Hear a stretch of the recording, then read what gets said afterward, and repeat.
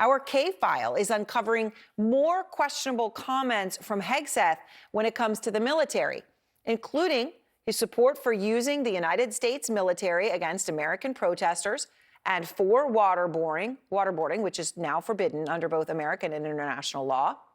He also called Trump, quote, all bluster, very little substance. Now, we have full coverage of this breaking news that is developing by the minute, as these things do, especially when you start to see one domino. The question is, will you see more?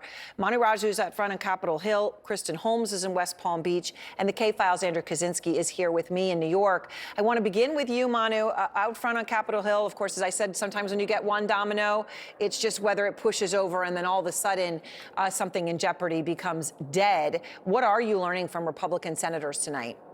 Yeah, Republicans are indicating that Hegseth has an uphill battle for confirmation. There are a number of Republican senators who are uncertain. And remember, in order to get confirmed, assuming all Democrats will vote against him in the new Senate, Hegseth cannot lose more than 3 Republican votes on any party line vote. And right now, Aaron, there are more than 3 Republican senators who have concerns. Pete Hegseth now facing a tough road to become the next Secretary of Defense. Some of these articles are very disturbing. The former Fox News host and military veteran has tried to weather a series of damaging stories about his personal conduct, including allegations of sexual assault. Are you concerned? Of course, it's concerning, but I look forward to visiting with Pete about it and seeing.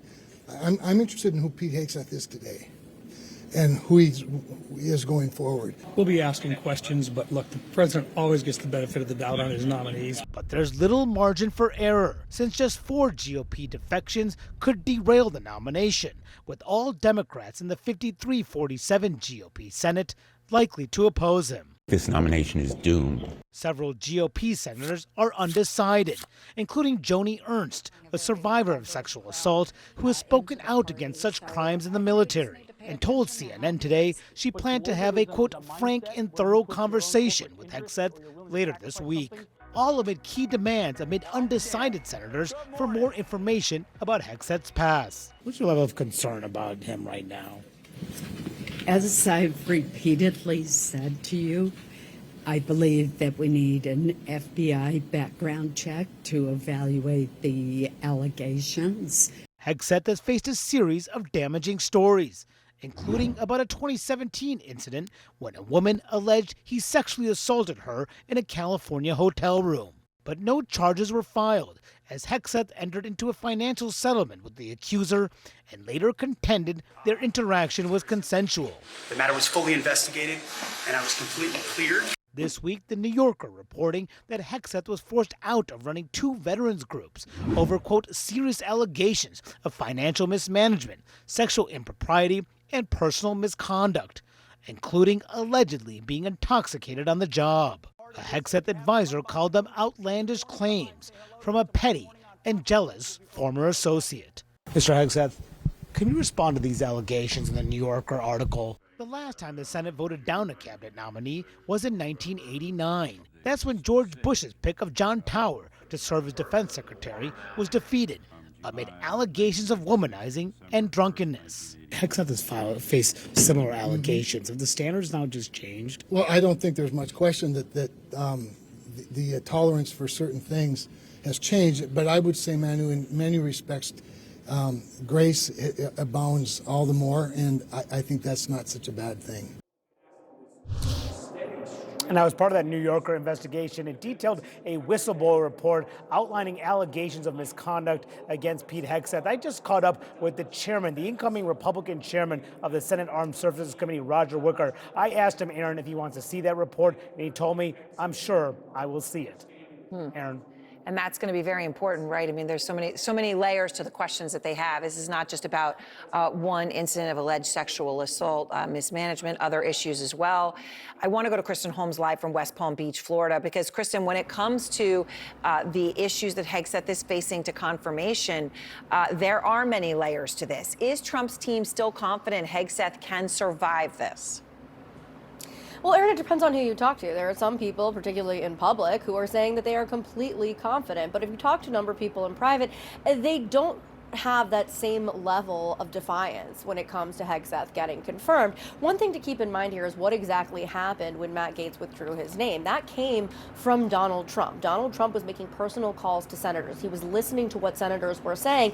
And in the end, Gaetz just had a math problem that they didn't believe they were going to get over. And I was told by a source close to Donald Trump that he was warned consistently, Trump, that he was going to essentially expend all of his political capital on getting Gaetz confirmed. We are now in a similar situation. Yesterday on the Hill, Hegseth met with roughly a dozen various lawmakers. They came out of it. Nobody had a real bad word to say, many of them saying they didn't even bring up the allegations. Today, a very different story. And Trump transition team is watching all of this very closely, wondering if Hegseth has the math. Now, the other part of this that has been unfolding behind the scenes is this concern from Hegseth allies, in particular in Trump world, about these drinking allegations, particularly given the fact that Donald Trump himself has spoken out against how he doesn't like people who get too drunk. He has a complicated relationship with alcohol. He doesn't drink, but his brother was an alcoholic, and he doesn't like it when people around him or people in public get too drunk. These kind of allegations are something that bother the people close to Donald Trump who know this about Trump. So the two parts that they're watching here are, one, Trump's reaction to this, and two, Trump's reaction to the senators' reactions to meeting with Hegseth. All right, Kristen, stay with us. I want to now get to K-File with a new investigation here this hour that could be very relevant for Pete Hegseth's support, not just from senators, but also from Trump himself. So crucially, as Kristen is referring to, K-File is uncovering some extreme points of view from Pete Hegseth and some very harsh criticism for Trump himself personally. Andrew Kaczynski joins me now. So, Andrew, let's start with some of the opinions that Hegseth has expressed that you have unearthed, especially in the context of what we're looking at tonight, right? A nomination in jeopardy. In particular, how he thinks the government should deal with rioters in the United States. What did you find? Yeah, so as riots and protests were breaking out across the American cities in the summer of 2020, Hegseth, who was then a host of Fox and Friends, the morning show on Fox News, came down on the side of using the U.S. military to possibly quell some of that unrest. He cited a couple of examples in particular that we found, one of which was that autonomous zone that got set up in Seattle. The other was sending the National Guard to D.C. And this is something that I think we should know that did, according to some polls, actually have majority support, sending the U.S. military to break up riots, not protesters, but riots. That is something that wasn't necessarily, it was controversial, but not necessarily out of step with public opinion. Take a listen to some of his comments that he made on that in 2020.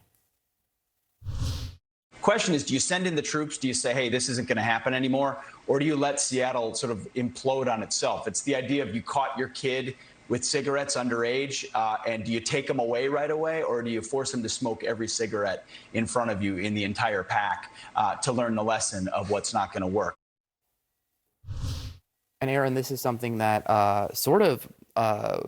he'd have direct oversight, right, as the Secretary of Defense, being, sending the U.S. military into American cities. And this was really reflective of a hardline approach that we found in our investigation of his view on the U.S. military. That included support for waterboarding, pardoning U.S. soldiers who had been convicted or accused of war crimes, targeting cultural institutions in foreign countries as if they were considered military assets. Listen to him here talking about his views on waterboarding. What are your thoughts about Hagel taking waterboarding off the table? I think it's a mistake. Absolutely a mistake. And thankfully, the next commander, who was it? Brennan recently, the CIA director, said that he wouldn't follow orders if he was told to. Well, guess what? I don't think you're going to be the CIA director under a President Cruz or President Trump. So, interesting to see that in the past. And of course, as a public figure, right, as a television host, there's a long record of what he said. You also found, and this is particularly crucial when it comes to what role Trump is going to play in forcing this nomination, that Hegseth had a history of criticizing Trump. What did you find there? Yeah, he was harshly critical of Trump in the 2016 Republican primary for lacking national security experience. He mocked Trump for relying on the cable news for military advice. He attacked Trump for opposing the Iraq war. He attacked Trump for saying the U.S. shouldn't have gone into Afghanistan, and then Trump reversed himself on that. Then he attacked Trump for flip-flopping. He really was arguing, and this sort of goes against, at the time at least, that the whole America First idea. He really argued that Donald Trump was not hawkish enough on the military. Listen to him here. You wouldn't want a top-tier presidential candidate getting all of their military advice from watching Meet the Press. There's a lot more nuance. There's a lot more detail. Foreign policy and national security is not about TV shows. They're going to have to walk back a little bit from this idea that he gets it from the political shows.